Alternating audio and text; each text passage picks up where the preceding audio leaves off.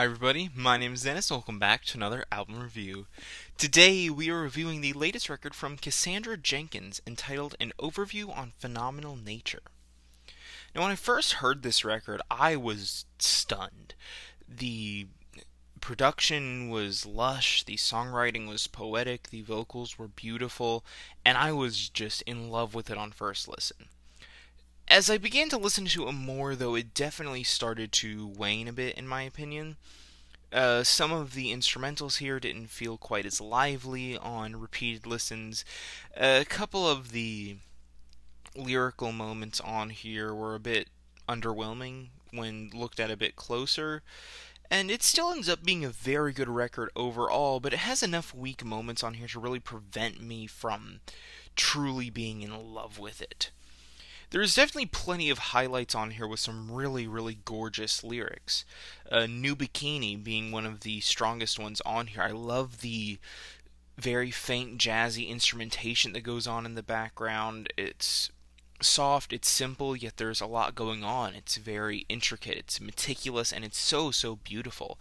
It's also one of, if not my favorite track on here lyrically, where it deals with overcoming some sort of pain, whether it be grief or anxiety or anything along these lines, with this recurring symbol of returning to the ocean.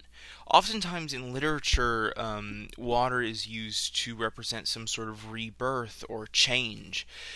And here it's no different, where you go to the ocean to heal.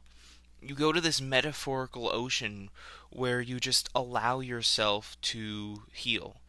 And I love the progression of this track as this advice of, baby, go to the ocean passes down from person to person to person, eventually hitting Cassandra Jenkins, and then she passes that same advice on to someone else. But what's really interesting about when Cassandra gets this advice from her mother in the track, her mother not only tells her this, but also buys her a new bikini.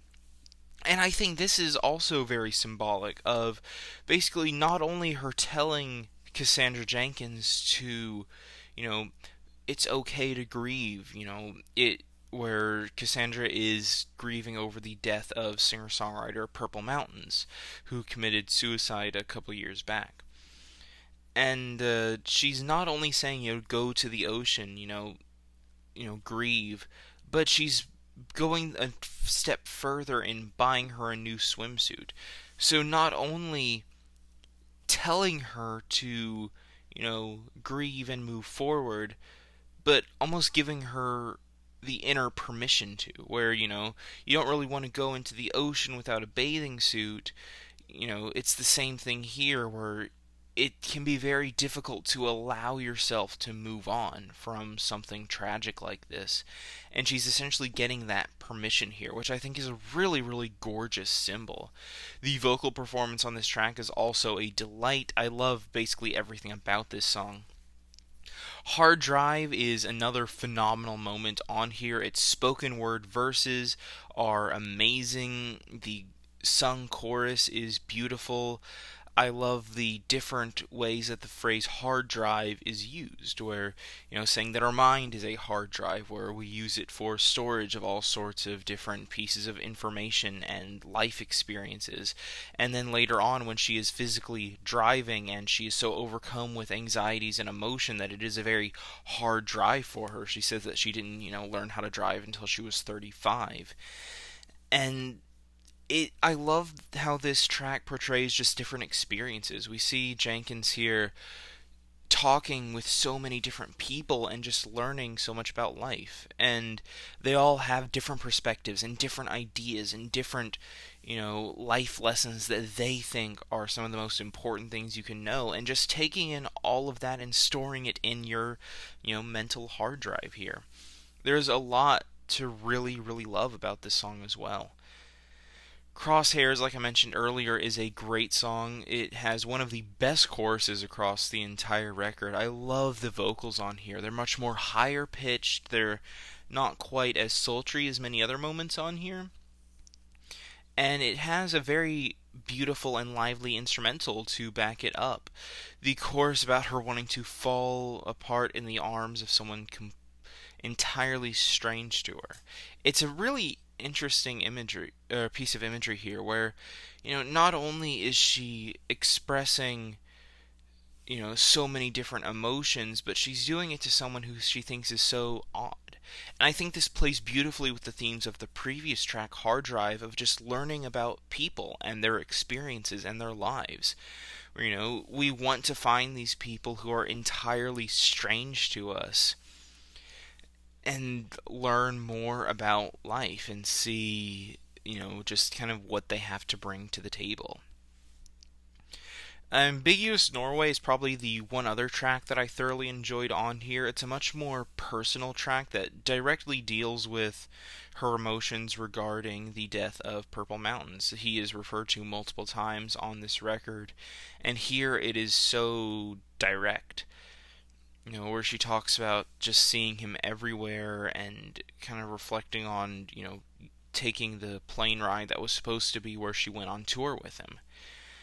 It's a very, very touching song. And at first, I wasn't a huge fan of it, actually, because of the much more low-key instrumentation. The vocals aren't nearly as expressive and, stunning as they are on other tracks, but it's still an enjoyable one that definitely grew on me. I definitely saw the emotional potency within this minimalism, and it really did grow on me as I listened, which I think is ironic, as many of the other tracks that I loved at first did start to kind of falter as I looked at them more. Speaking of which, there were 3 other songs on here that I've yet to mention, all of which I thought were kind of just okay. The opening cut, Michelangelo, was one that I initially was very impressed with, but the more I looked into it, the less impressive it really was. The instrumental is easily one of the most unmemorable across the entire record. The songwriting has some interesting moments where she mentions, being a 3-legged dog, having all of these kind of obstacles to overcome that she just is kind of stuck with, and she's forced to deal with them. She talks about another person who ends up making things more difficult, and there's some interesting pieces of symbolism and imagery here, but nothing nearly as in-depth or really thought-provoking as other tracks on here. There's not as much to go off of, in my opinion. The verses don't really stick to each other very well, at least from what I was seeing. There weren't any really coherent concepts that were well presented, and I do wish that it just had a much more interesting sound palette to it. The closing 2 tracks were also kind of weak. Haley is fine. It's got a pleasant enough instrumental, but lyrically there's just nothing going on here. It's very uninteresting. There's almost no discernible themes here. I mean, it's about Haley Gates, and I do think the idea of saying like, oh, no, new year, new you, same me, it has some merit to it. I think there could have been some interesting things done with that sentiment, but it's just not done here. It's very, very skeletal lyrically, which I thought was very disappointing. And the closing track, The Ramble, was an okay ambient piece. It doesn't really do anything interesting or particularly gorgeous like some of my favorite ambient works. It's fine for what it is, I guess, but it just does nothing interesting, and it definitely goes on a bit too long, which is an odd contrast for this record where nothing really came across as ambient to me. It was much more of a folkish singer-songwriter sound with a hinge of alt country in there at times.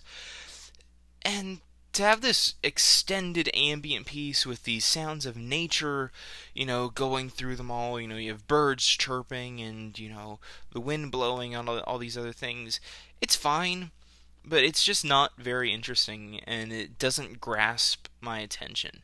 Ambient music can be very, very beautiful. It's repetitive, it's, very simple, it's very, very minimal, but there's a beauty to that I don't think is quite hit here. It's okay, but it never really catches my attention at any point through the entire run of it. So, overall, I still thought this was a good record. I think the songwriting, for the most part, was very good. I love Cassandra Jenkins' vocals on this thing, and the production, like I said before, tends to be very, very pretty sounding. It's an enjoyable record for sure, and definitely one worth checking out, especially if you like stuff that has a bit more of a lyrical tinge to it. But overall, it did have a few weak moments here and there that prevented me from just really sticking with it. Overall, I'm feeling a decent 7 on this one. If you checked it out, be sure to tell me what you thought down in the comments below. Tell me how wrong my opinion is, as always, and I'll see you in the next review.